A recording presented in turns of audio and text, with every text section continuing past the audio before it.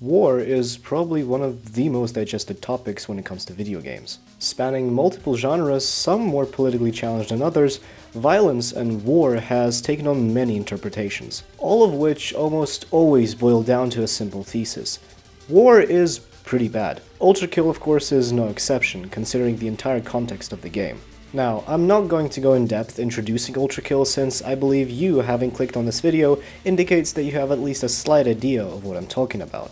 Yeah, it's the game where you shoot coins and have homoerotic relationships with actual fucking angels. It's also dating sim? I don't fucking know, don't ask me. The game is the direct aftermath of a massive war that humanity has waged on itself, ultimately leaving itself eradicated, but its tool of destructions alive in its wake. Today, I want to take a closer look at how the central theme of war and violence is tackled in Ultrakill. But wait, what is there to talk about? V1 is literally a war machine. You kill shit for like 10 hours straight. It's literally in the name of the fucking game. Cold Brew, what the fuck are you talking about? Well, first off, I want to say that you're almost completely right. For the first two acts of the game, the novelty of being an unstoppable jib generator hasn't worn off yet, and you don't really question the over-the-top violence in the context of the narrative. You just kinda come to terms with the fact that you're the pinnacle of human engineering that casually takes on actual theological beings like it's just another Tuesday. That is until the layer of violence. These four levels kinda make you question a little bit more. Everything, ranging from the actual titles of the levels, the music, to the level design itself, fittingly makes the player think more about the, you guessed it, violence that has been propagating through hell for the past god knows how many hours. Or might I say that you've been propagating. The music, weirdly enough, is finally somewhat calm and grounded, contrasting to the pumping soundtrack of the previous levels, especially in the Garden of Forking Paths. The walls and architecture are an almost clinical marble, accentuating every single bloodstain like a canvas. Things like these, for once, actually give you the headspace to reflect on the actions you may have dismissed previously, as well as your standing as a disgustingly effective war machine, crushing everything and anything in its path. The same way you should crush that subscribe button, by the way.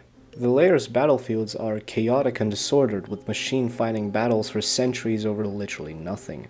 This, in my opinion, is also one of the most impactful aspects of this layer. You could see it as a testament to the violent nature of humanity itself, that even after its extinction, its machines continue its legacy, even forming somewhat of an ecosystem of eternal war, a samsara of cut sinew and crushed bone, as one of the books mentions. The worst and saddest thing about this war is, even though we might say this about real-life conflicts, that it's truly and disgustingly pointless. There are no reasons or ideals as to why the machines are fighting, no humans to wage the wars with them. It's simply their programming and artificial instincts taking the helm and trying to kill anything that moves, with no internal motivation or justification of the violence. After all, war has lost its ultimate practitioner. This leads us to perceive the final war, and the eternal war raging in hell, as an inherent tragedy, something that should be, or rather should have been, avoided at all costs. Lore-wise is where the interpretation gets even more interesting and, quite frankly, harrowing. As it becomes apparent through many of its actions, watch my video about that, by the way, wink wink nudge nudge, Hell, the entity responsible for being the vessel to your odyssey and for the creation of husks and demons we fight, doesn't see suffering and violence and war as a flaw or something inherently bad, as a mistake that led humanity to their own undoing. Quite on the contrary, Hell sees suffering, bloodshed, and pain as a form of art, something that needs to be represented and celebrated, something entertaining, as a true thing of beauty.